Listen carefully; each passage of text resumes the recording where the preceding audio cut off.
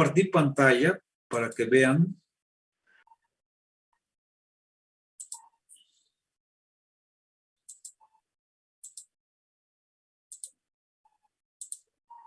¿Cómo aplicamos el método de abstracción al tema de la industria?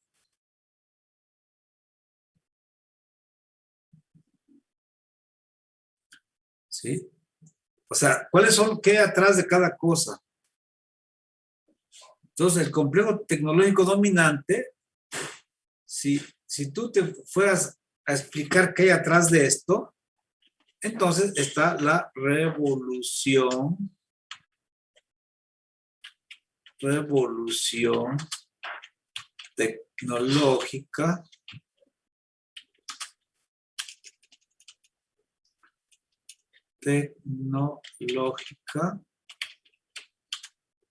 ¿verdad? ¿Qué hay atrás de la revolución tecnológica? Pues están las invenciones e innovaciones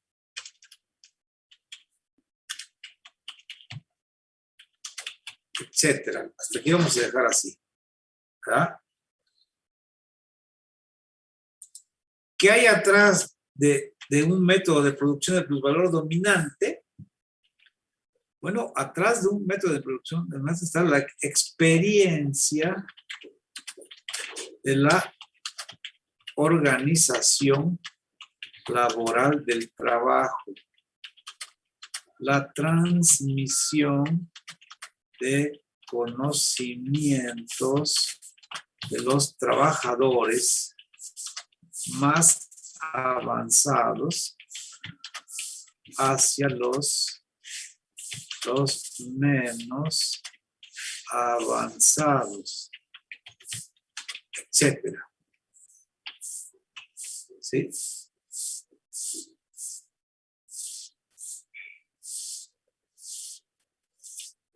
¿Qué hay atrás de esto? Pues está la burguesía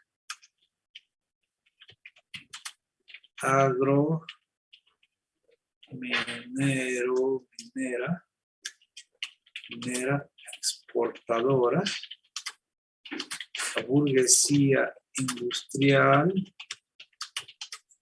la burguesía comercial y la burguesía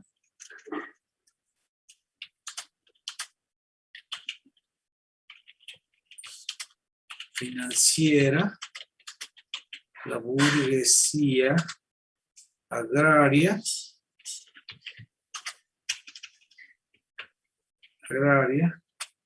y el sector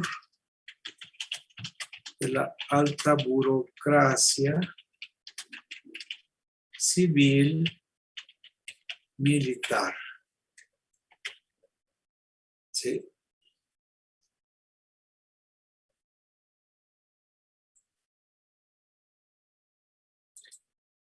Lo mismo, así para cada punto podemos ir viendo qué hay atrás de cada cosa. Entonces, el método de abstracción, como vimos, es tratar de ir a lo más profundo de las cosas, yendo de lo particular a lo general. ¿Sí? Yendo, repito, de lo general, que esta es la estructura productiva de un país. Estos dos forman la estructura productiva de un país. Y de ahí nos vamos a lo particular. Y así hasta llegar a los elementos más particulares de un proceso general. ¿Tienen alguna duda de qué es el método de abstracción, compañeros? Sí, profe, con respecto, por ejemplo, a los videos que mandó, mencionaba que había como un flujo circular, o sea, que se empezaba desde un punto y se desarrollaba como de manera más abstracta y analítica, pero para volver al mismo punto. Ah, ya. Está bien. ¿Sí? Yo aquí tengo la aplicación del método de abstracción. Voy de lo general a lo particular. Ah, pero ahora puedo regresar de lo general a lo particular. ¿Sí? Fíjate. Con las conclusiones, ¿sí? O sea, yo aquí sintetizo, ¿sí? Los aspectos generales y particulares del proceso estudiado. ¿Sí? O sea, cuando yo termino de exponer mis ideas, yo puedo regresar al todo haciendo conclusiones de los aspectos más relevantes de ese todo, partiendo de lo general, ahora al revés, a lo particular. ¿Sí? No sé si me explico. O sea, yo aquí partí de lo general y llegué a lo particular, pero ahora aquí voy a partir de lo general para arribar nuevamente a lo particular, haciendo una síntesis del proceso general y volviendo a una síntesis del proceso particular. ¿Sí? O sea, eso te lo da la estructura de la investigación. Entonces, el método que está aquí, ¿verdad? Esos son los pasos que yo voy a seguir. Hasta aquí. Hasta aquí abarcan esos pasos. Son todos los pasos. ¿Sí? Pero atrás de mi método de investigación es que yo trato de ir de lo general a lo particular, pero buscando siempre ir a lo más profundo de las cosas, para entender la conexión interna que hay entre cada cosa. Eso es lo que yo hago con la investigación, me obliga a hacer eso. O sea, no puedo quedar nada más a nivel general, sino que tengo que ir a fondo de qué hay atrás de cada cosa. ¿Sí?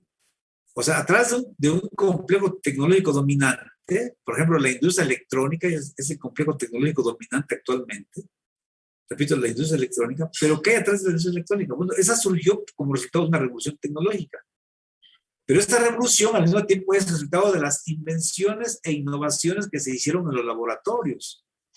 Ya luego se llevaron a la aplicación de la ciencia a la producción. ¿Sí? Y así me puedo ir más. Aquí puedo poner, por ejemplo, inversiones en investigación y desarrollo. Aquí puedo poner, por ejemplo, financiamiento del Estado a las instituciones educativas que participan en la creación de inventos e innovaciones, etcétera. O sea, todo eso está atrás de un complejo tecnológico dominante. O sea, la industria electrónica es el resultado de un proceso en la que participó tanto el sector privado como el sector público para la invención de la computadora. ¿Sí? Eso arrancó en 1936 cuando se produjo la primera computadora, la llamada computadora Z. ¿Sí? Luego se pasa a la ENIAC, que se produce en 1946 en Estados Unidos. Después se pasa a la creación de los diodos, luego a la creación de los transistores, después a la creación del microchip, después la creación de las computadoras, los teléfonos móviles, los videoteléfonos, los actuadores, los sensores, las supercomputadoras, el Internet de las cosas, etcétera. O sea, es un proceso en la que intervienen todos estos que está aquí. O sea, esta revolución es el resultado de invenciones, innovaciones, de inversiones en investigación y desarrollo, financiamiento del Estado a las instituciones educativas que promueven la creación de invenciones e innovaciones, etcétera, etcétera, etcétera. ¿Sí? Entonces, no es resultado de un simple hecho casual, sino que es resultado de todo un proceso histórico el que existe hoy la industria electrónica. No sé si queda claro. Compañeros. Sí, profe. O sea, eso es el resultado de un proceso. ¿Sí? O sea, como yo les dije a ustedes, la realidad es procesual, tal como la dice Marx.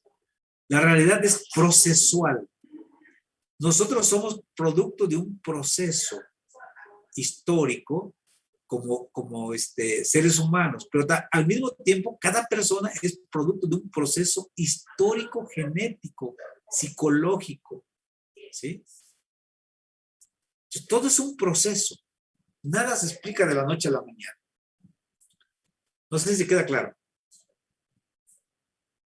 Sí.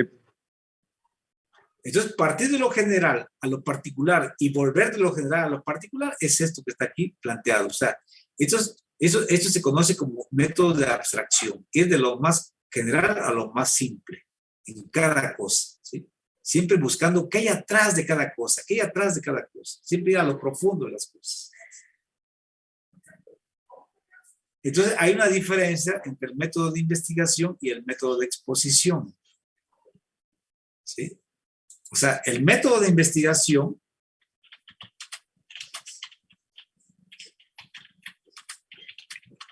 me obliga a buscar relaciones causales, ¿sí? Ir al fondo de las cosas. Eso es lo que me obliga el método.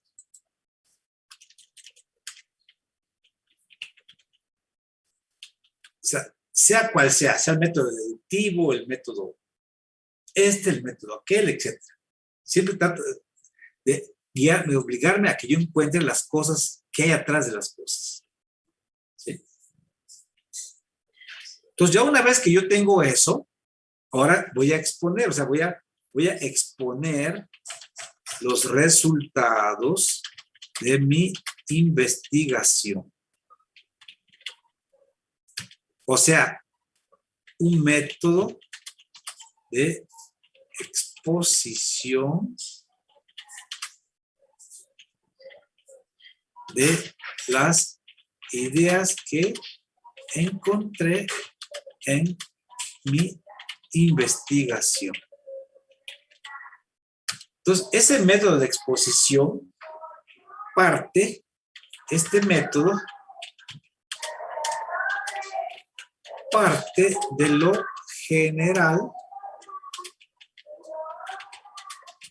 a lo particular y de lo particular a lo general. Así. ¿Sí?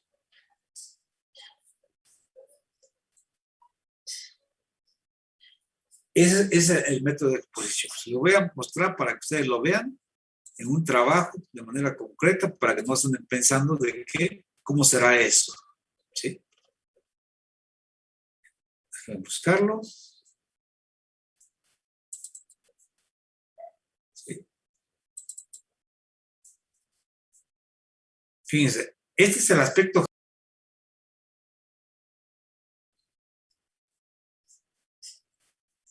¿Sí? O sea, parto de lo general. ¿Sí? Y luego me voy al caso de México.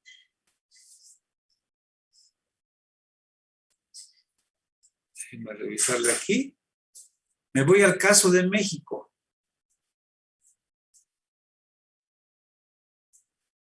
Aquí me voy al caso de México. Luego,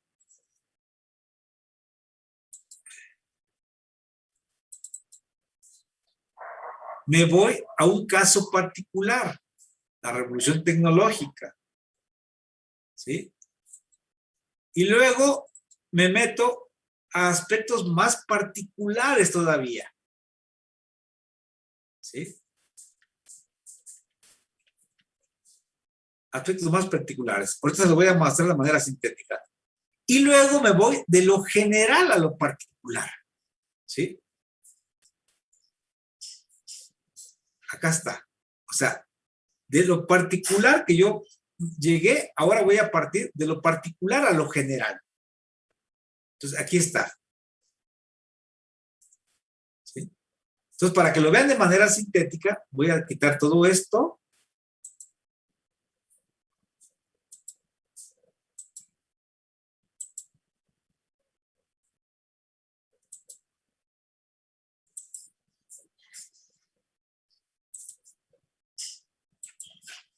Ahora se los voy a mostrar de manera sintética de cómo está. Aquí está, este es el índice, ese es el método de exposición.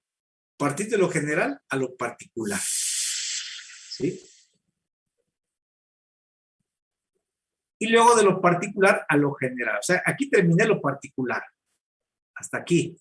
Pero ahora voy a regresarme de lo particular, que es acá, ahora voy a pasar a lo general. ¿Sí? Ahí está. Entonces, el método de exposición siempre parte de lo general a lo particular, como le hace el método de abstracción. ¿Sí? No sé si queda claro con lo que estoy diciendo. Compañeros. Y en las conclusiones es donde ya regresa a lo general. Sí, y también puedo hacerlo a través de un capítulo. ¿Sí? Si no lo hice en el capítulo, lo puedo hacer en las conclusiones. ¿Sí agarraste la onda? Y sí, profe, gracias. Entonces, eso es el método. O sea, el método de investigación te obliga a buscar causas. Y el método de exposición te obliga a presentar esas causas de manera ordenada.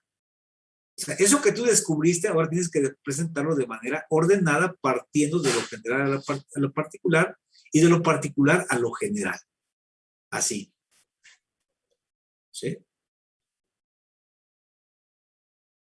Entonces, repito, hay una diferencia entre el método de exposición y el método de investigación. El método de investigación te obliga a buscar causas, relaciones lógicas, conexiones internas lógicas.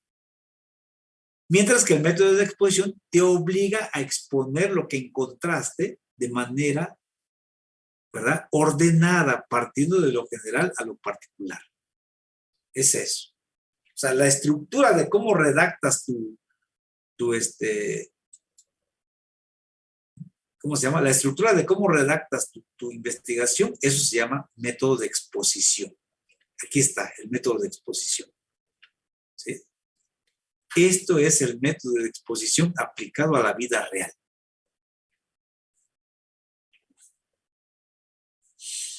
Entonces, si queda claro eso, de cómo es el método de exposición, ¿verdad? Como les dije, aquí está, o sea, este es tu método de exposición. ¿Cómo estructuras la redacción de tus ideas? Partiendo de lo general a lo particular. ¿Sí? De lo general a lo particular. Y luego te regresas de lo particular a lo general. Aquí está, el capítulo 5. Ahora estoy, ¿verdad?, de la idea de lo particular a lo general. Entonces, esa es la idea. Para que ustedes no se me pierdan de qué es el método de exposición y qué es el método de investigación. El método de investigación siempre es un trabajo que se hace tras bambalinas. O sea, eso no lo ve nadie más que el investigador que se mete a las librerías, que escucha noticias, que hace recortes de noticias sobre el tema que está estudiando, que hace conexiones entre un tema con otro tema, que busca información bibliográfica, que busca información estadística, que hace cálculos matemáticos, cálculos estadísticos, etc. O sea, eso es el método de investigación. ¿Sí? Y el método de redacción es ya exponer todo eso que hiciste tras bambalinas, ahora exponerlo para que la gente lo conozca. ¿Qué fue lo que hiciste? O sea, que no te dedicaste a rascar la panza, sino que hiciste algo, entonces ahí está. ¿Queda claro, compañeros? Sí, profe. Compañeros, ¿sí les queda claro? Sí, profe. Sí, profe. Bueno, si queda claro, entonces yo aquí les quiero ilustrar. Voy a compartir pantalla para que ustedes vean esto.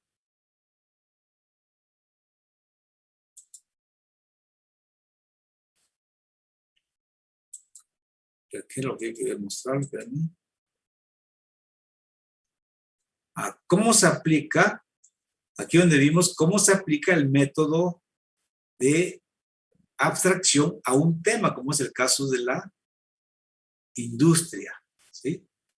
Entonces yo aquí tengo cómo se aplica el método histórico a la industria.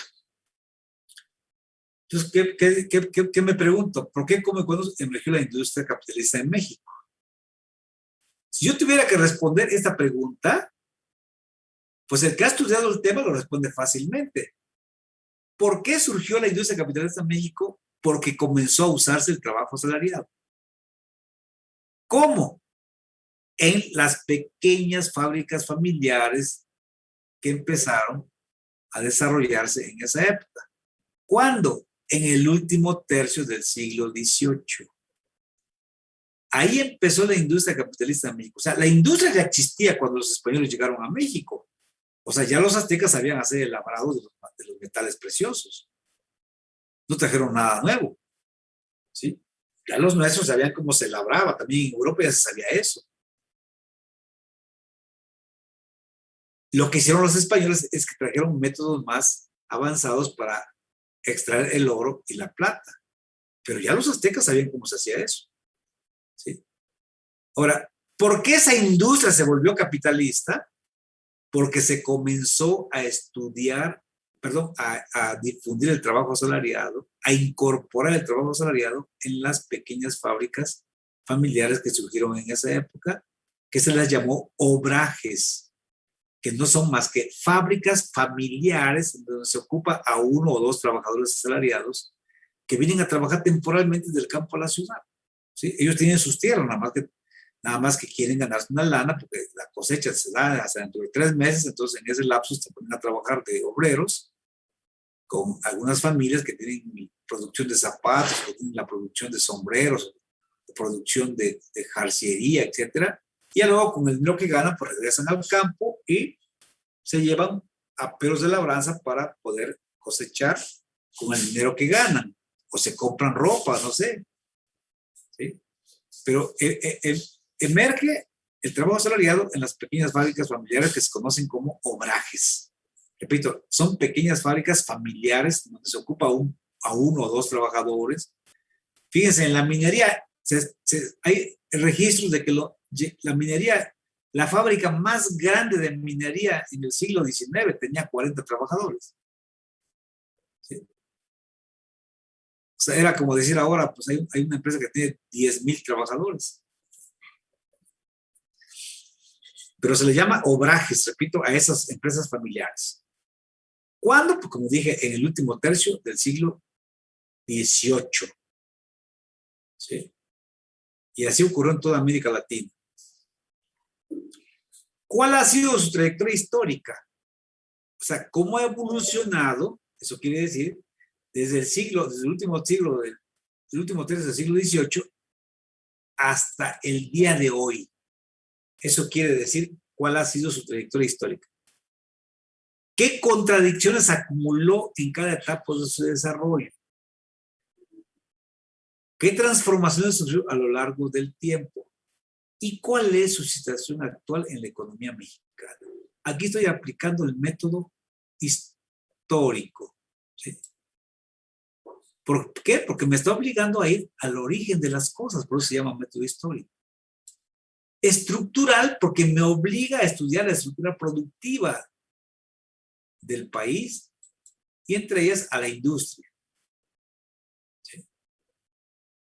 Porque me obliga a estudiar las transformaciones que ocurren en esa estructura productiva. Por eso se llama estructural el método. ¿Sí? ¿Por qué se le llama sistémico? Porque toma a la economía mexicana como un todo. ¿Por qué se le llama dialéctico? Porque estudia las contradicciones que se van desarrollando en ese proceso de industrialización. ¿Por qué se le llama abstracto? Porque parte de lo general a lo particular. ¿Por qué se le llama analítico? Porque separa las partes de un todo. ¿Por qué se le llama método deductivo? Porque parte de un nivel general a un nivel particular. Entonces, ese es el método de Marx. O sea, el método de Marx tiene muchas características, no nada más es histórico, no nada más es dialéctico, sino que también es sistémico, también es estructural, también es analítico, deductivo, abstracto. ¿Sí? Entonces, ¿queda claro, compañeros, esta conceptuación de lo que es el método histórico o no queda claro? Sí, profe. Entonces, voy a Voy aquí a poner la lista. Voy a ver si puedo para que veamos aquí ahorita.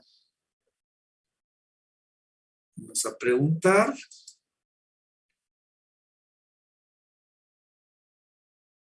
A Ana Judith. Ana Judith, por favor, te voy a poner nuevamente aquí para que lo veas. No sé, lo voy a quitar. Te voy a poner nuevamente aquí para que lo veas. El método histórico. Ahora, te voy a preguntar, compañera, te voy a poner el tema y quiero que me apliques el método histórico a ese tema. Te voy a poner el tema del comercio exterior de México durante el sistema capitalista, en el marco del capitalismo.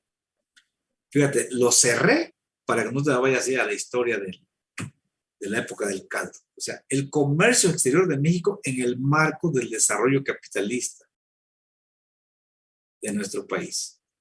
¿Cómo aplicarías el método al tema del comercio exterior de México? Te voy a dar unos segundos para que lo pienses, escríbelo si quieres. Ahorita regreso.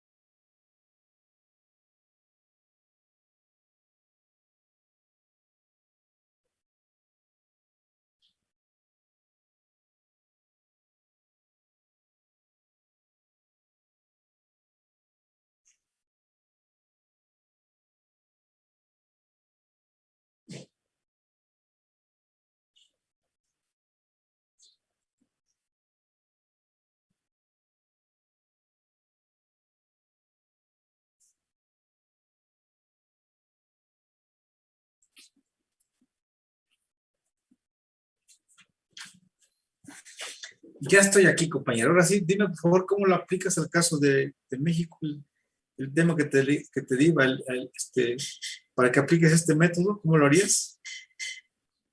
Pues primero tendríamos, perdón, tendríamos que formular hipótesis a través de las preguntas por qué, No, cómo y cuándo, ¿no? compañera, no, estás fuera del contexto de lo que te estoy pidiendo que hagas. Te estoy diciendo, aplica el método histórico a la investigación del tema, el comercio exterior de México en el marco del capitalismo. Es lo que te estoy pidiendo que hagas. O sea, yo no te estoy pidiendo que me formules hipótesis ni cosas por el estilo. Eso lo haces en un proyecto de investigación que se estudia ya a partir del segundo semestre. Pero aquí estamos estudiando cómo se aplica el método. A ver, vamos con el compañero, con la compañera, a ver, es Leonardo Chávez Barrios. Leonardo Chávez Barrios, por favor. Sí, bueno, tendríamos que empezar con la pregunta ¿por qué?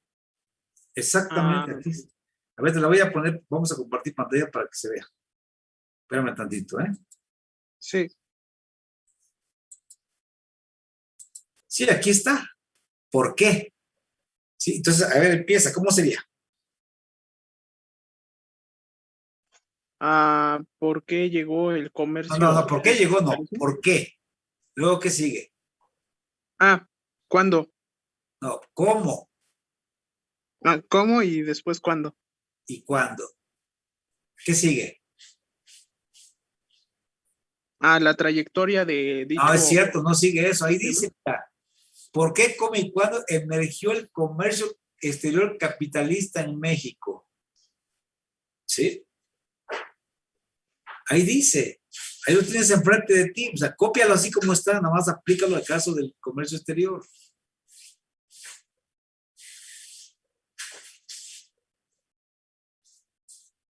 ¿Sí te queda claro o no te queda claro? Sí. Sí, ¿no? Entonces sería ¿por Si qué? tú te vas, si tú te vas a otra parte, aquí lo tienes enfrente de ti, mira, ahí está. No sé si lo ves, a lo mejor nomás yo soy lo que le está viendo y tú no lo estás viendo. Pero ahí dice, ¿por qué, cómo y cuándo emergió el comercio exterior capitalista en México? O el comercio exterior de México en el marco del capitalismo. ¿Sí? ¿Cuál ha sido su trayectoria histórica? ¿Qué contradicciones acumuló en cada etapa de su desarrollo? ¿Qué transformaciones sufrió a lo largo del tiempo? ¿Cuál es su situación actual en la economía mexicana? Era todo lo que tenías que decir. Si tú te vas ya con las hipótesis, que los objetivos, que esto, no, yo no te estoy pidiendo que formules un proyecto de investigación, sino que me digas cómo aplicarías el método a cualquier tema, ¿sí? O sea, esto es para aplicarlo a estudios sociológicos, a estudios antropológicos, a estudios de cualquier naturaleza. O sea, el método histórico aplica para todo. Sí, yo te comenté que toda la gente utiliza el método histórico, pero no sabe que lo usa. ¿Sí? Tú vas al médico y lo primero que te preguntan es, bueno, ¿y su familia de usted no ha padecido diabetes, no murió de cáncer? No es acá? O sea, ¿por qué? Porque están buscando la historia de tu génesis o de tu genética para saber por qué andas así. ¿Sí? Y el médico tenga una perspectiva mejor para plantearse un proyecto de curación o de administración de tu problema, porque ya cuando estás enfermo, ya nada más es, como se dice, administrar tu problema, porque ya curarlo ya no se puede. ¿Sí? Entonces no hay como estar sano. Entonces entiende por qué es que importante que uno aprenda el tema de cómo se aplica el método histórico. Entonces ahí lo tienes, o sea, no te desvíes, así, cualquier tema que tú agarres, sigue este formato que está aquí. ¿Sí? Ya si tú lo quieres ampliar, hacerlo mejor, pues qué bueno. Pero para empezar, guíate por este formato. ¿Sí?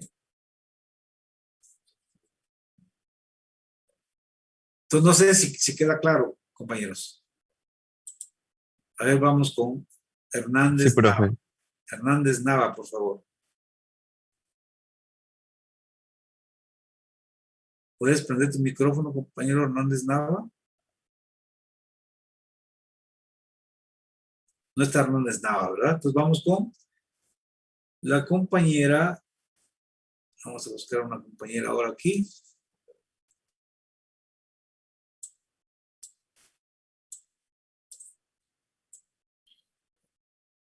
A ver, la compañera María de Lourdes.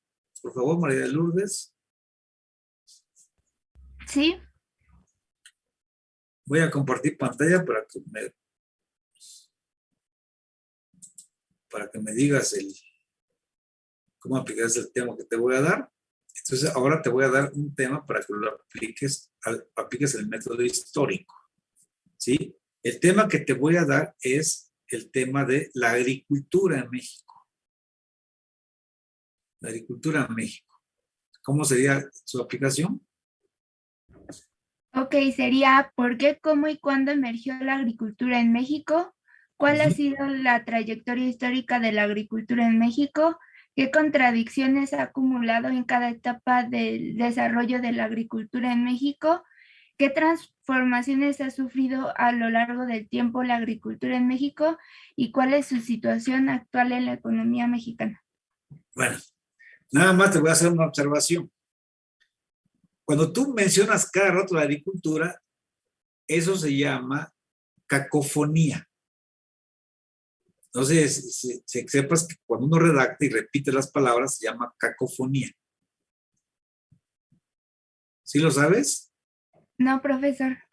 Sí, cuando tú repites una palabra y la estás repite y repite, eso se llama ya cacofonía, o sea que suena de manera cacofónica la redacción que estás presentando. Sí, lo mismo cuando tú dices campeón, subcampeón, no sé, panzón, o sea, todo lo que termina en on también se vuelve cacofónico. ¿Sí? Entonces, la redacción tiene que ser fluida, pero sin cacofonía en el sentido de repetir las palabras o en el sentido de repetir los sonidos. Si yo, por ejemplo, dijera, ¿cuándo emergió y surgió? Eso ya sería una redacción cacofónica porque estoy diciendo emergió y surgió. O sea, entonces tengo que evitar eso. Que un párrafo, perdón, que una palabra seguida de otra no suenen igual. Tengo que buscar alternativas que me permitan redactar de manera no cacofónica o bien que no repito la misma palabra. Entonces, si tú repites cada vez la palabra esa de la agricultura, vas creando una redacción cacofónica. Entonces, nada más, aunque digas, ¿por qué, cómo y cuándo emergió la agricultura capitalista en México? ¿Cuál ha sido su trayectoria histórica? ¿Qué contradicciones acumuló en cada etapa de su desarrollo? ¿Qué transformaciones sufrió a lo largo del tiempo? ¿Y cuál es su situación actual en la economía mexicana? Con eso ya resolviste. Ya sabes que es la industria tu tema. Ya no tienes que repetirlo una y otra vez. Entonces, ¿sí te queda claro? Sí, profesor. Bueno, entonces ahora vamos con otro compañero. Ahora vamos con...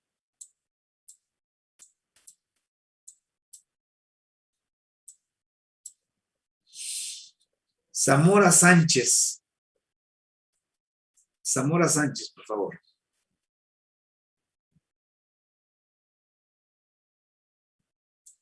No está Zamora Sánchez, ¿verdad? Entonces vamos con Aurora.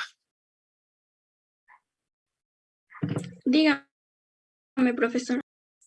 Voy a compartir pantalla para que tengas claro el tema. ¿Sí? Entonces ahora lo que te voy a poner es un tema que le vamos a dar el nombre general, que es la economía mexicana. ¿Cómo aplicas el método histórico al estudio de la economía mexicana?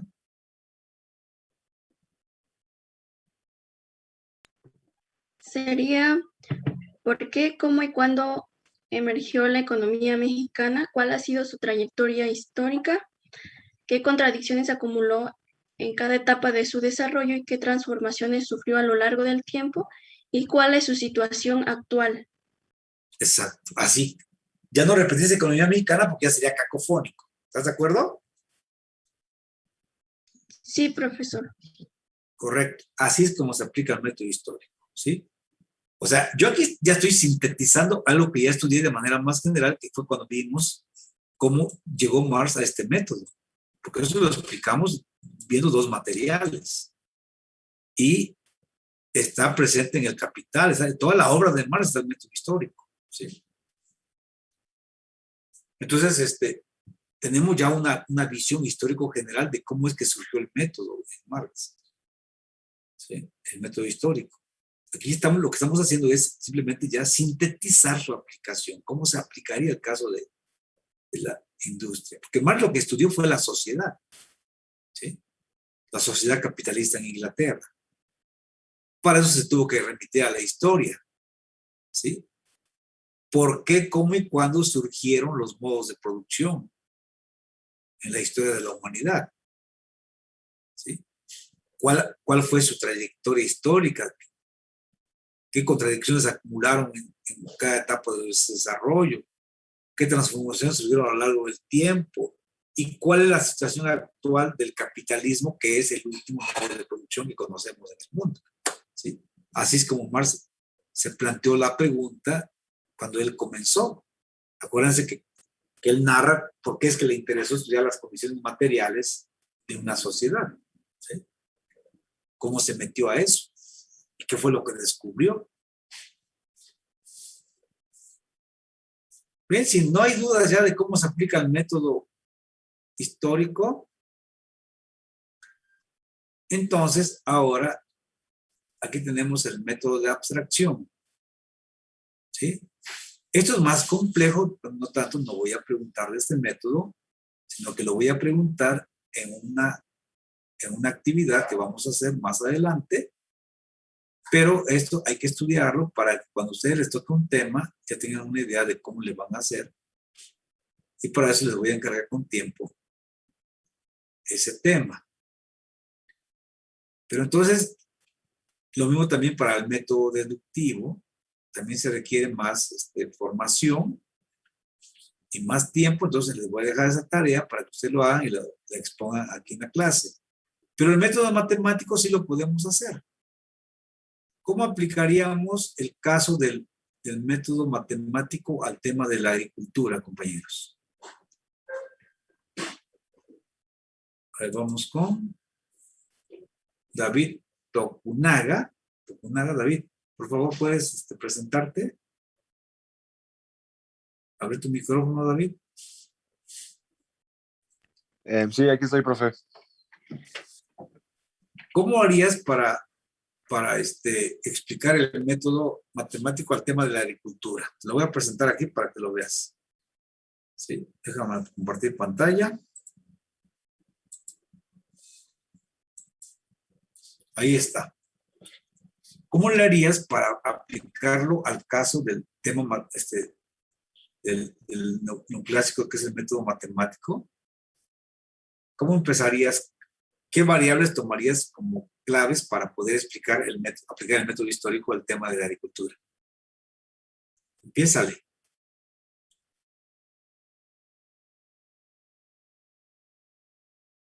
Mira, aquí está el caso de la industria.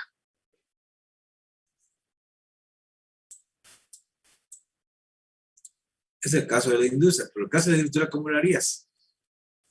¿Qué variables tomarías en cuenta? Supongo que esa sí la tomarías en cuenta, ¿no? Sí. Ahí está, es una. Dime otra. Igual podría ser el Producto Interno Bruto, pero agricultor. Agricultura, exacto. Agricultor. Ahí está otro. Luego. La inversión fija bruta agricultora a precios corrientes y constantes. También, ¿no? Sí. Luego. Exportaciones en el país, exportaciones agricultoras. Ajá. Los subsidios anuales a la agricultura, lo que considera la agricultura. Exactamente. Luego. La población que ocupa el sector agricultor. Ajá. Su respectiva tasa de rentabilidad, igual hablando de agricultura. Uh-huh. Su productividad en la economía. Uh-huh. Más específicamente la productividad agricultora. Uh-huh. Tasa de crecimiento relativo y media anual en la economía de la agricultura. Uh-huh. El PIB agrícola. nacional, el PIB agrícola y el PIB nacional. Ajá, en el PIB nacional. ¿Sí? Luego, el índice de concentración agricultor. Uh-huh. Índice de concentración, índice de productividad agricultor. Uh-huh. La masa salarial en la agricultura. Ajá. El índice salarial en la agricultura. En la agricultura. Etcétera. Sí, muy bien, así es como lo haríamos. ¿Sí? ¿Será muy difícil esto? Tardado, pero no difícil. Así es, más bien requiere experiencia, ¿no?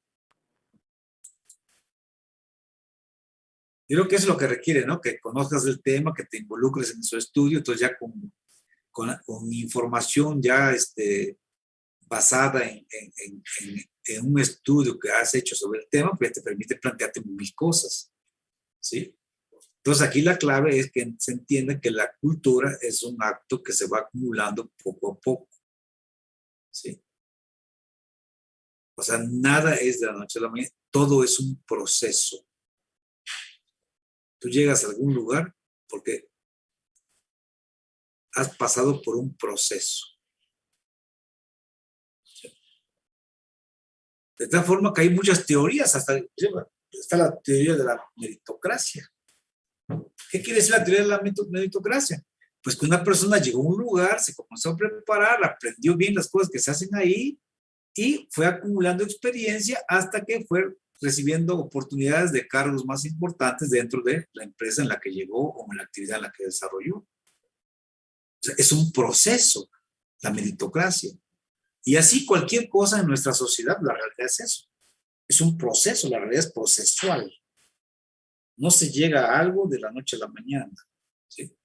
Cuando una persona se enferma, pues no se enferma de la noche a la mañana si es una enfermedad progresiva. Si es una enfermedad coyuntural de que, chin, te fracturaron una pierna, pues eso puede ocurrir de la noche a la mañana, en cualquier momento, pero una enfermedad que se desarrolla de manera procesual, pues se puede llevar 2, 3 años en desarrollarse o más tiempo, pero al final se proyecta en tu cuerpo y ya aparece de manera visible. Pero mientras está desarrollándose, todavía no se presenta, se está desarrollando, pero todo es un proceso. ¿Sí? Triunfar en la vida es un proceso. Aquí no hay golpes de suerte. ¿Dudas que tengan, compañeros? Compañeros, ¿dudas que tengan? No, profe, pero puede volver a compartir pantalla para checar el proceso matemático, el método matemático, por favor. Es este. Disculpe, ¿nos podría poner otro ejemplo del método matemático? Pues cualquier tema, o sea, puede ser, por ejemplo, el tema de la deuda externa, puede ser el tema de los servicios, puede ser el tema de los servicios financieros, puede ser el tema de la bolsa. O sea, hay tantos temas que tú puedes estudiar cualquier tema. Puede ser el tema de la economía mundial. ¿Cuál te gusta? ¿Sí? Entonces puedes tener cualquier tema. O sea, el método es universal. No solamente vale para un tema, sino vale para todos los temas, y vale para todos los países, y vale para todos los tiempos. ¿Sí? Perfecto, profe, muchas gracias. Entonces lo que ustedes tienen que entender es de que la realidad va cambiando. ¿Sí? Pero el método es la forma de ir abordando esa realidad.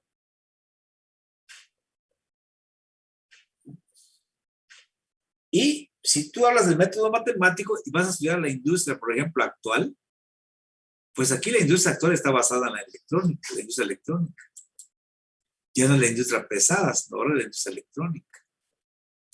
Entonces sí, ya ha habido un cambio dentro de la industria. Pasamos de la industria pesada a la industria electrónica.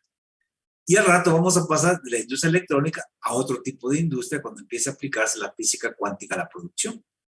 ¿Sí? Entonces todo va cambiando, pero el método implica simplemente ir adaptando el estudio de la realidad a su trayectoria, partiendo de un, digamos así, de un punto en el que tú tomas como base algo. En el caso del método histórico, lo que tomas como base es ¿por qué? ¿Sí? ¿Por qué? ¿Por qué cambió la industria? ¿Sí? ¿Cómo cambió? ¿Desde cuándo cambió la industria? Entonces, repito, el método siempre va a ser un método que trata de estudiar la realidad. Entonces, la que cambia es la realidad. Y al mismo tiempo también obliga al método a cambiar en sus preguntas. Eso sí.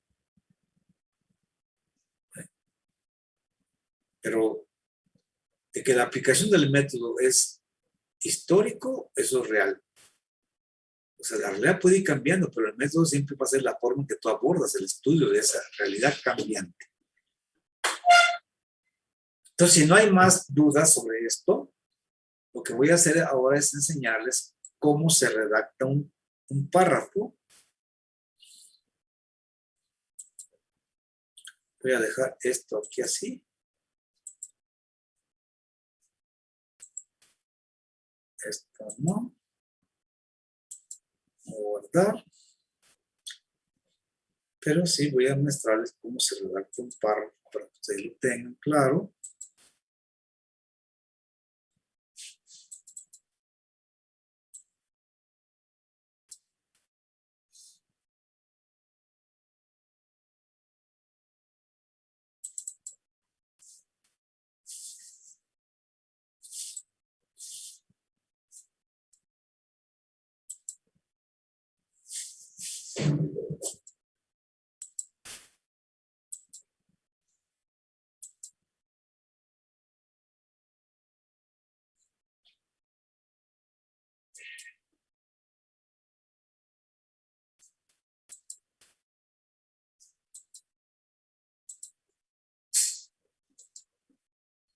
Ahí está. ¿Cómo redactar un párrafo?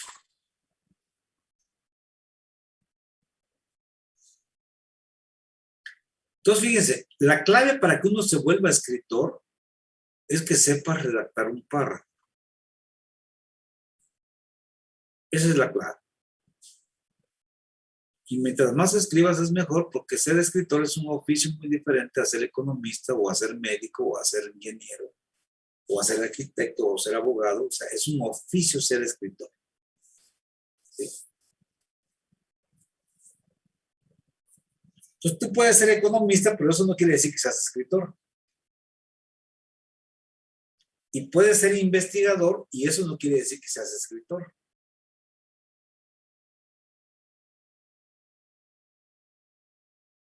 Entonces, la clave para que te vuelvas escritor es que sepas redactar un párrafo.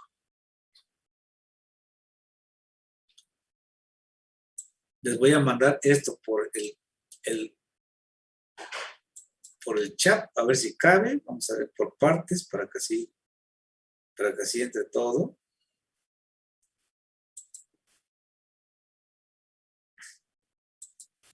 Chat. Voy a ver si cabe. Pero creo que no lo copié, pero voy a copiarlo. Pues así no puedo mandarlo.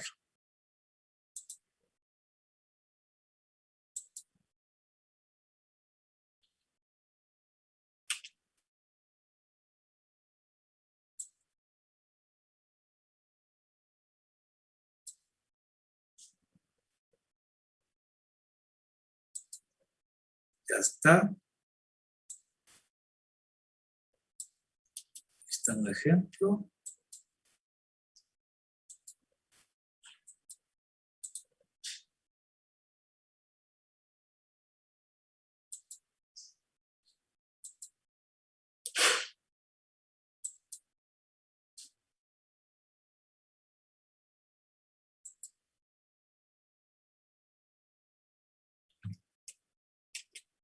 Ahí está.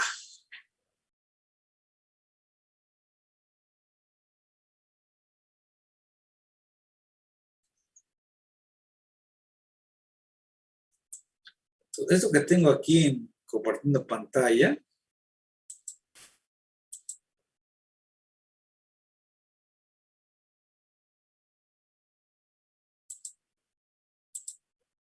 Ya lo tienen ahora en su chat, en su computadora o en su teléfono móvil, ahí está. ¿Sí? Entonces dice que la redacción tiene que ser progresiva. ¿Qué quiere decir progresiva? Que hay que redactar siguiendo un orden lógico de exposición de la idea que se quiere destacar. Implica pasar de la idea A a la idea B, a la idea C, de forma ordenada y clara. Evitar dar saltos mortales a la hora de pasar de un párrafo a otro, o sea, debe haber conexión lógica de un párrafo a otro. Evitar los saltos mortales significa exponer ideas sin conexión de un párrafo a otro.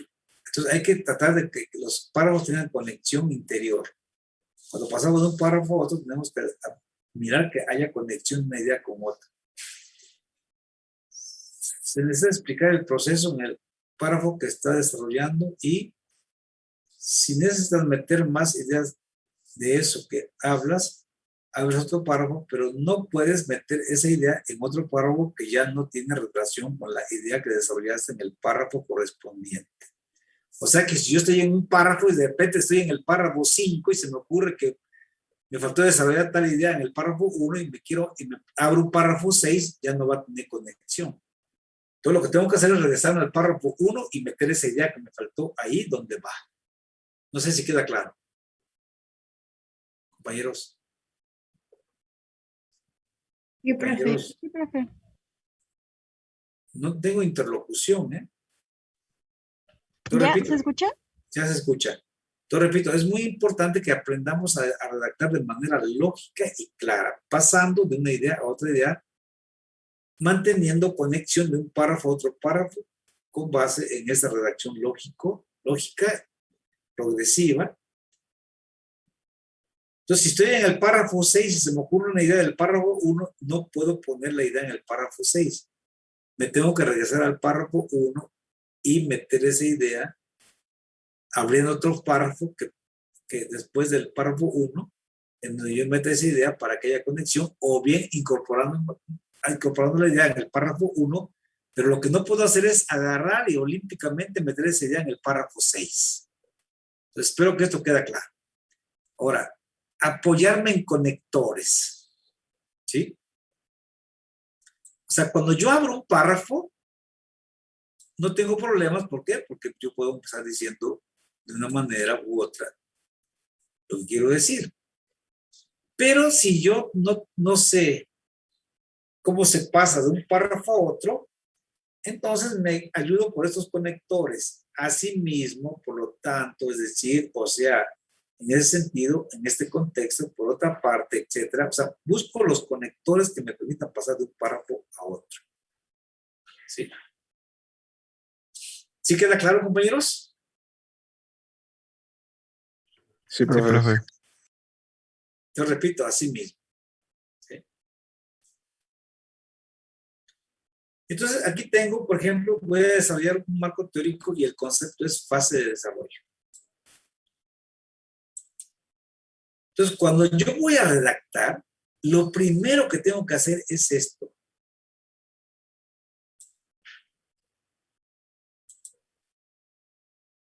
¿Sí?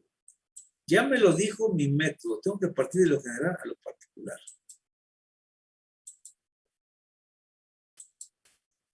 O sea, es lo que tengo que hacer, puntear las ideas de lo general a lo particular. Entonces, el concepto es fase de desarrollo. Entonces, ¿por qué, cómo y cuándo surge una etapa de desarrollo? ¿Cómo se define esa etapa? ¿Cuáles son las implicaciones o repercusiones de esa nueva etapa? ¿Qué cosas complementarias requiere esa etapa para considerarse en la economía y la sociedad? Entonces son las ideas que tengo que desarrollar para que yo pueda partir de lo general a lo particular. Compañeros, ya me estoy durmiendo, porque anoche me desvelé. Entonces aquí está el asunto. ¿Cómo paso de lo general a lo particular? Punteo las ideas siempre buscando lo general y luego ir particularizando cosas que tengan que ver con el tema. O sea, tengo que planificar mi redacción. Entonces, ¿qué hacen los escritores que se dedican a la literatura de cualquier género?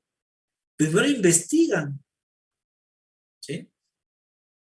O cuentan historias de sus familias, o cuentan historias personales, o cuentan la historia de algún personaje que se enteraron que existía y que era del siglo XIX o del siglo XXI, etcétera. ¿Sí? Buscan siempre investigar. Entonces nosotros cuando hacemos investigación lo hacemos tras bambalinas, porque todo lo que leemos, ¿verdad? Vamos a las bibliotecas, hacemos resúmenes, fichas conceptuales, buscamos datos, tenemos bibliografía, practicamos con la gente que sabe del tema, o sea, un montón de cosas que hacemos y eso se llama proceso de investigación. ¿Sí? Pero me obliga a que todo eso que yo hice, de haber buscado información, de leer, etcétera, ahora lo tengo que exponer. Entonces tengo que agarrar y puntear qué ideas voy a exponer de eso que investigué. ¿Sí? Para eso ya lo hice en otro documento que se llama, que se lo voy a mostrar.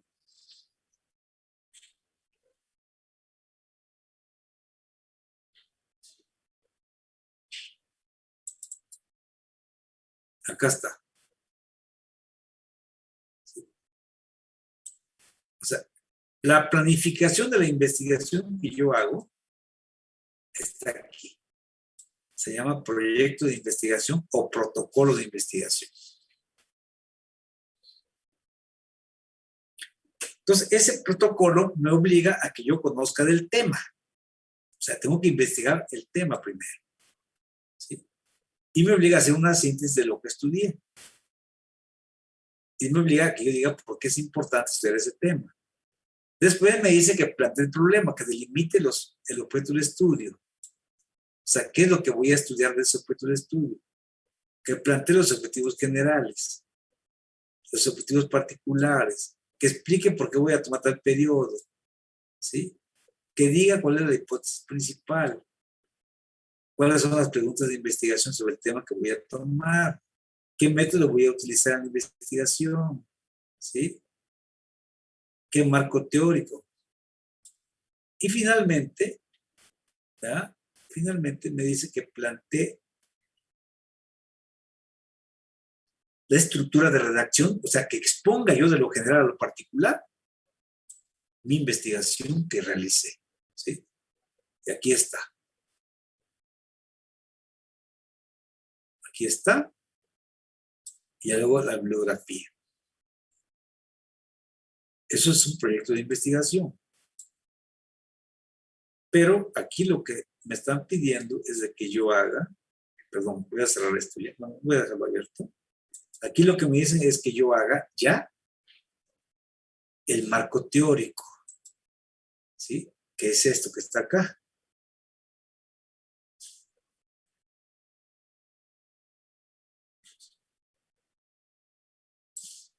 Es esto. Me dicen, redacta tu marco teórico.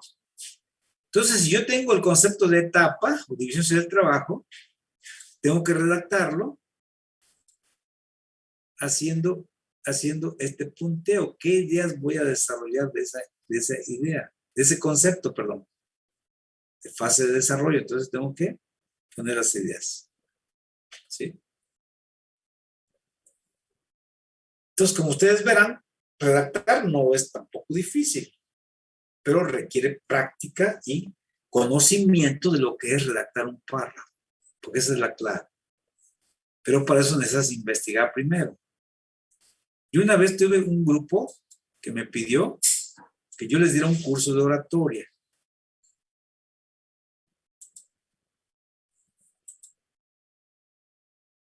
Entonces yo les comenté a los compañeros que para poder volverte orador, lo primero que requieres es verbo.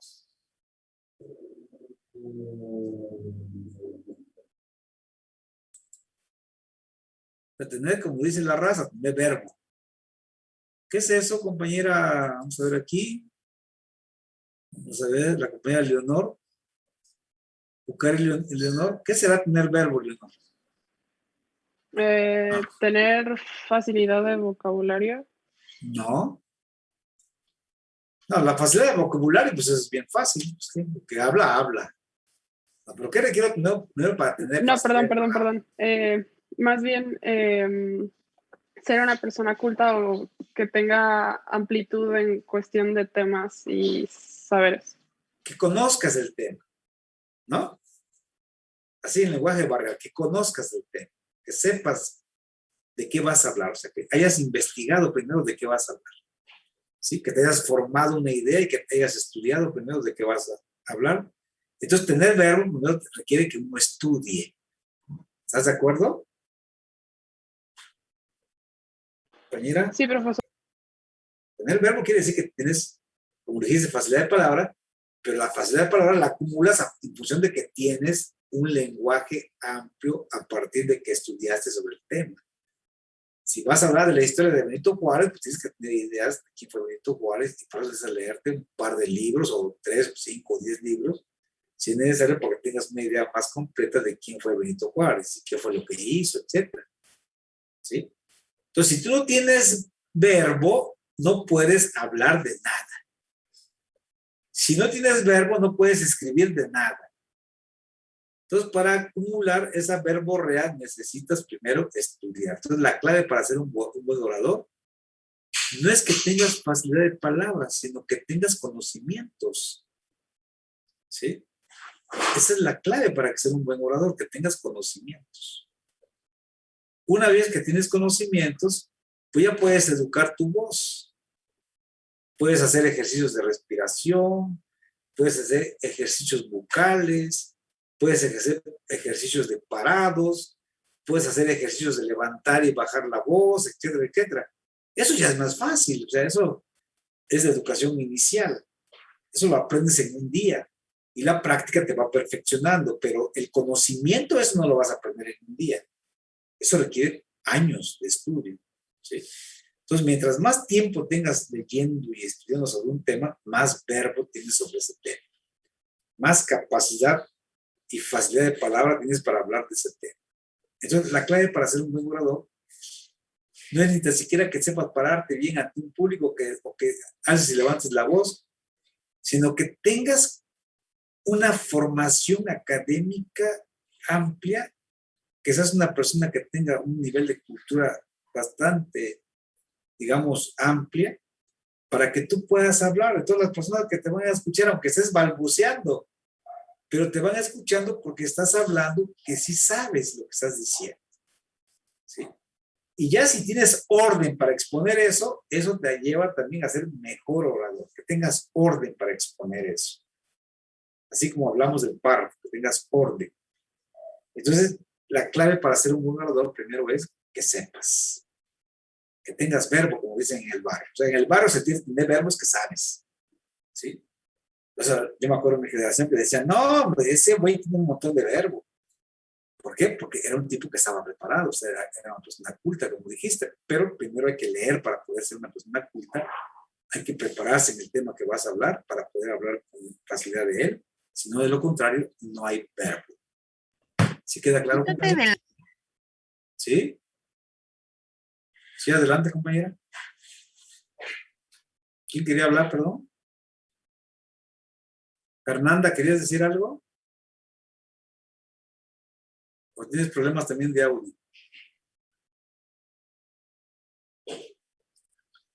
Fernanda, ¿tienes problemas de audio? Puedes escribirme en el chat si gustas. Jordi Olmos. ¿Puedes, por favor, abrir tu micrófono, Jordi?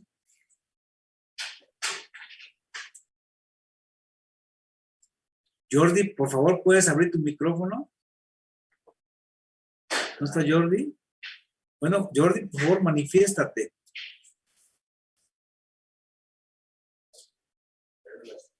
Víctor Augusto, por favor, ¿puedes abrir tu micrófono?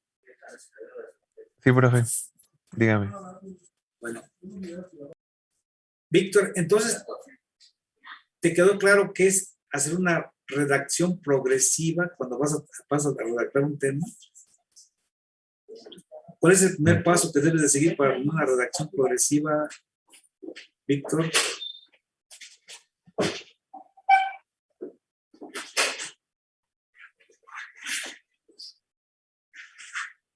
Sí, lo primero que hay que hacer es, para seguir el orden lógico de exposición, hay que pasar de la idea A a la idea B y después a la idea C para que tenga un orden Bueno, eso ya lo sabemos. Pero ¿cuál es la clave para que seas un buen escritor? a tener verbo. Exactamente. ¿Sabes cómo lo resumió Cicerón? Fíjate, Cicerón dijo así. Cicerón fue un gran orador romano. Dijo así. Dijo así. Leer. Leer.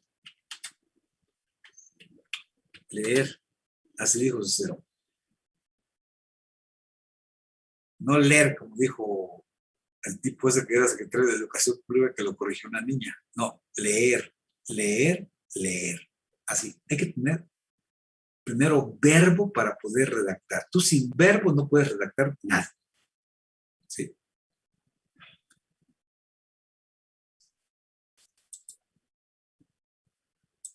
Fíjense lo que dijo Cicerón para ser un buen orador. Así. ¿Sí?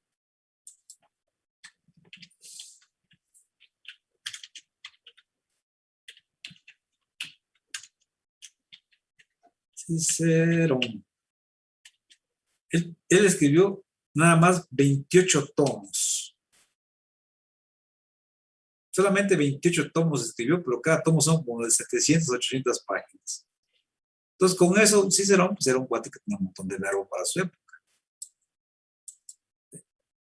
Vamos a ver cuándo nació Cicerón, en qué época vivió, vamos a verlo. A ver, déjenme compartir pantalla de otra manera, porque Siempre se me dificulta aquí. Primero vamos a abrir aquí una cosa. Y ahora abrimos acá para que ustedes vean quién fue Cicerón y cuándo vivió.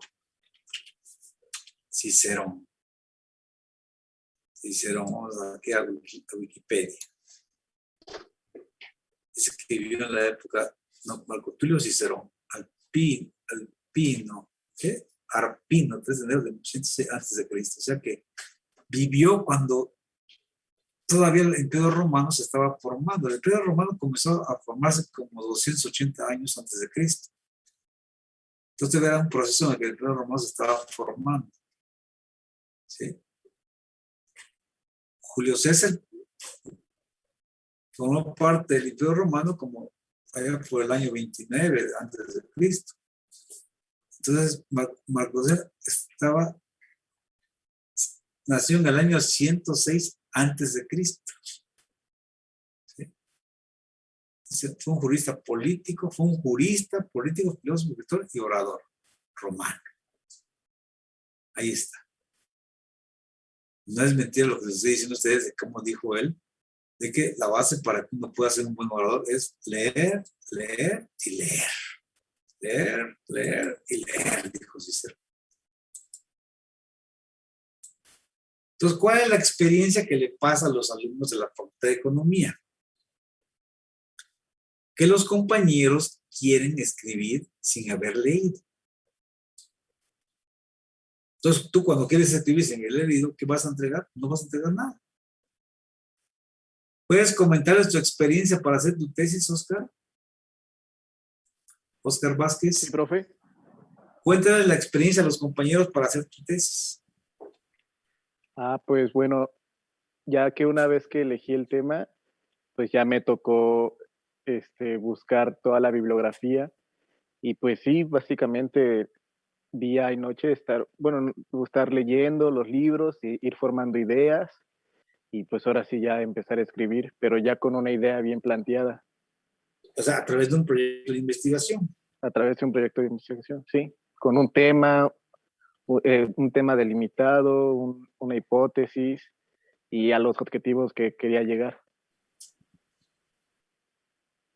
Bueno, entonces eso es bien importante, ¿no? O sea, para que tú puedas tener resultados, necesitas tener esto. Proyecto de investigación. ¿Sí?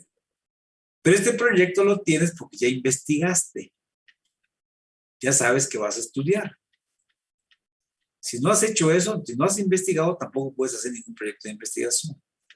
Entonces necesitas estudiar primero. Tener verbo, acumular verbo. ¿Sí? Una vez que ya acumulaste el verbo, lo redactas así. O sea, ordenas, planificas tu investigación. Eso se llama, el proyecto de investigación es para planificar tu investigación. ¿Sí? Es para ordenar tu investigación. ¿Sí? Entonces, un profesor que no tiene proyecto de investigación en la universidad no se puede llamar profesor.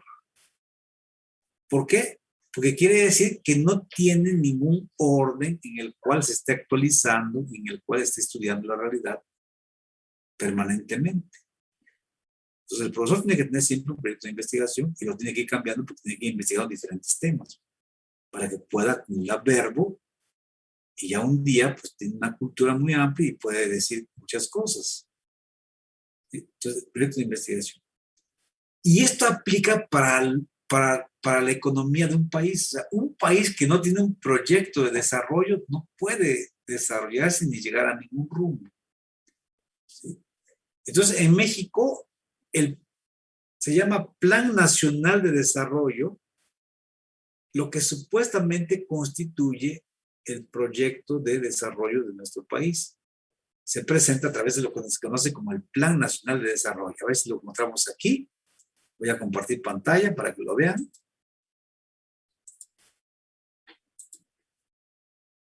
Vamos a quitar a Cicerón y vamos a poner Plan Nacional de Desarrollo.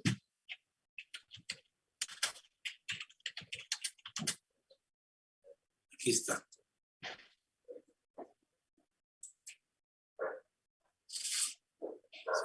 Este es un documento oficial que el presidente López Obrador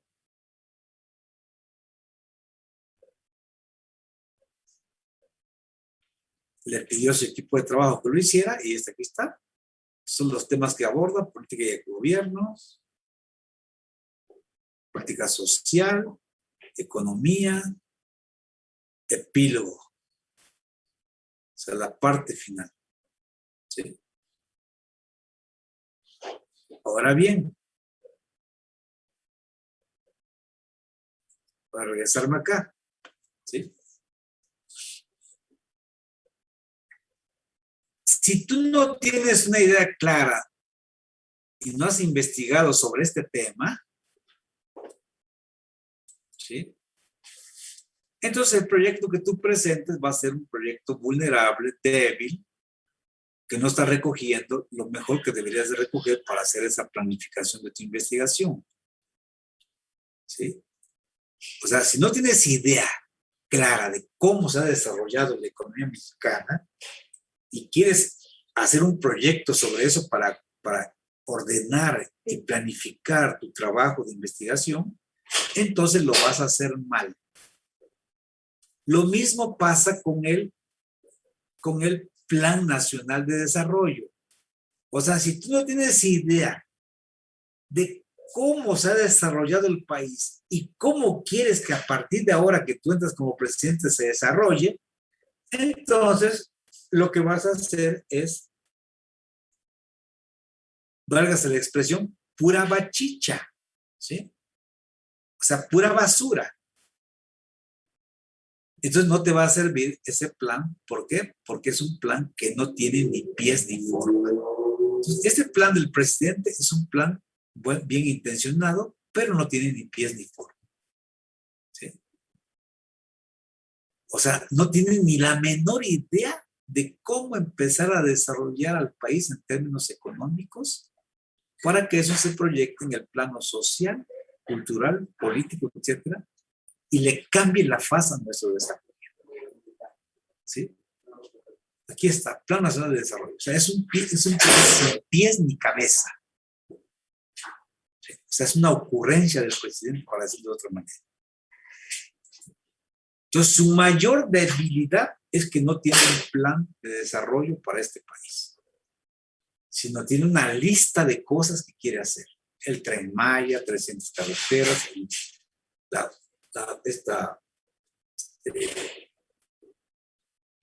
la refinería de Dos Bocas allá en el estado de Tabasco, este aeropuerto Felipe Ángeles aquí en Tecámac, o sea, en el estado de Hidalgo, o no sé si el estado abarca el estado de México todavía.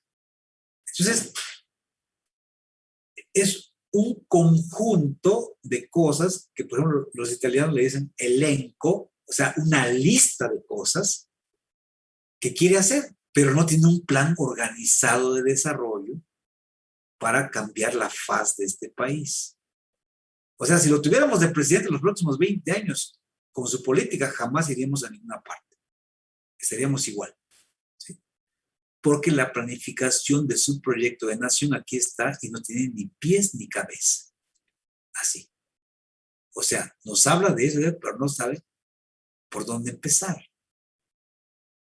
¿Sí?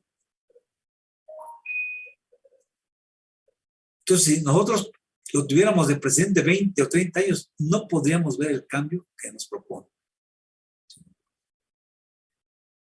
Y si nos dice que va a poner a gente noble para que sea buena onda, para que no sea ratera, eso no garantiza que la gente no vaya a robar.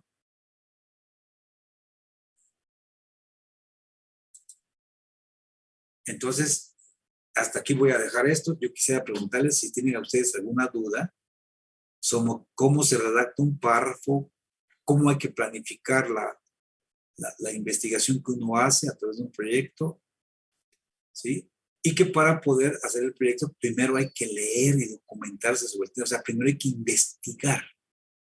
Primero tenemos que entender el significado de lo que vamos a investigar, tomar conciencia de ello.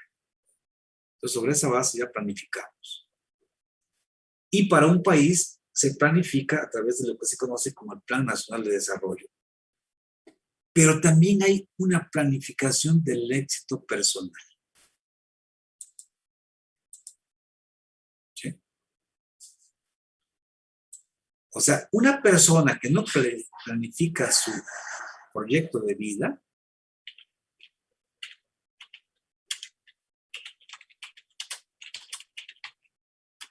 es una persona que no tiene rumbo.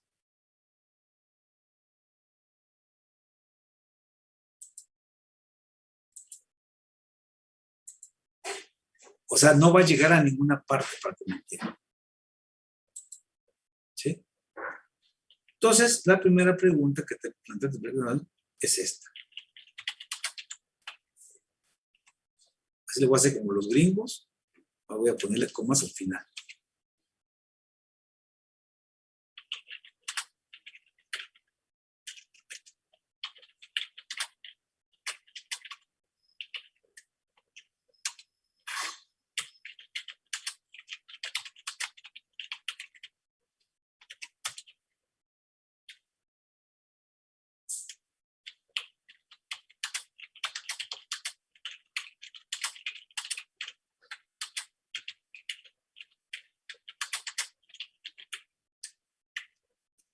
Ahí.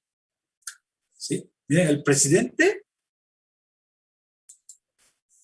puso su plan en 4 puntos. 1, política y gobierno.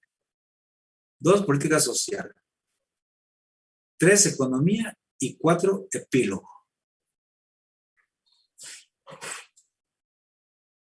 Los psicólogos dicen que uno de sus proyectos debe ponerlo también en 4 puntos. 4 puntos.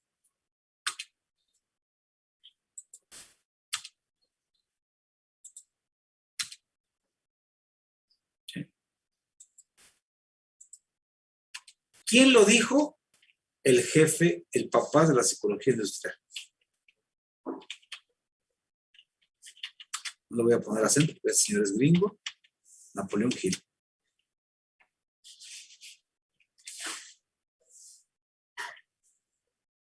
¿Sí?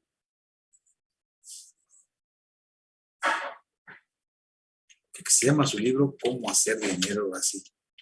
¿Cómo hacer dinero? Que se llama su libro. Vamos a ver si es cierto. Como estoy diciendo tonterías.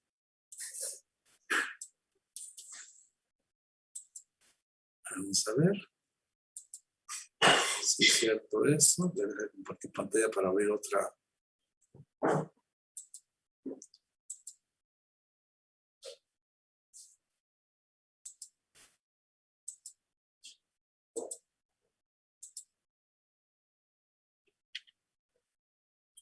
Aquí, perdón, así se llama. Piense y hágase rico.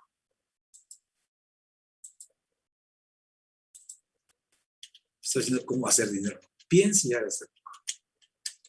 Este libro lo escribió allá por los años 30. Digo 20, perdón. Ahí está.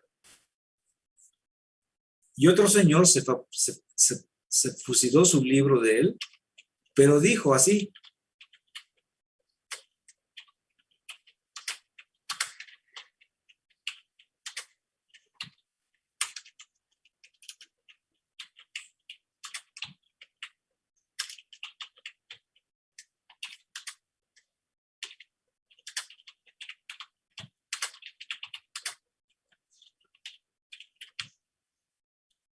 Dijo él, para que vean que yo me estoy fusilando el libro de Napoleón, entonces yo voy a poner a él como primer autor, lo voy a poner a él en primer lugar como autor del libro y yo me pongo en segundo lugar. Y así ya nadie me va a decir que yo me fusilé su libro. ¿Por qué? Porque yo lo estoy poniendo a él como el primer autor. Y yo lo único que estoy haciendo es recopilar lo que él dijo en otro libro que ahora le voy a llamar La actitud mental positiva. ¿Queda claro, compañeros? Entonces, esto es bien importante que ustedes lo hagan también, porque yo creo que el observador ya hizo su proyecto, yo hice el mío en su momento, perdón, aquí está, no, aquí está el mío, acá está mi proyecto de investigación, con este fue el proyecto que yo inicié hace 40 años. Aquí está. ¿Sí? Es un proyecto de investigación. Después he desarrollado muchos proyectos, pero así empecé. Y yo les pido a ustedes que también así le hagan. Que empiecen con este proyecto de ustedes. ¿Sí? Si tienen dudas, pues aquí están los jefes, los papás de lo que les estoy diciendo.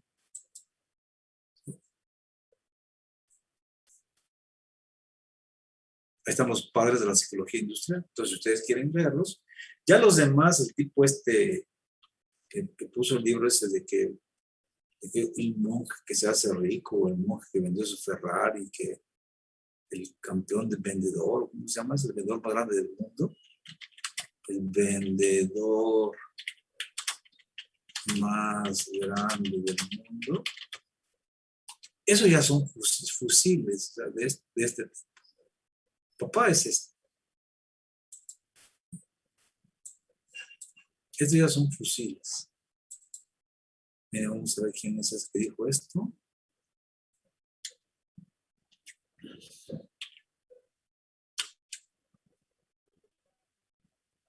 Mandín. Este es un judío plagiador. ¿Sí? Mandino, porque tan siquiera Clemens Stone dijo, miren, para que no se vayan a sentir mal y vayan a decir que soy plagiador, pongo en primer lugar al papá. Y en segundo me pongo yo. No, agarró y dijo, ¿saben qué? Yo soy aquí el que masca la iguana y un órale. Y dijo acá. Y fue los libros que más se vendieron hace 40 años. Sí. Pero ahí está.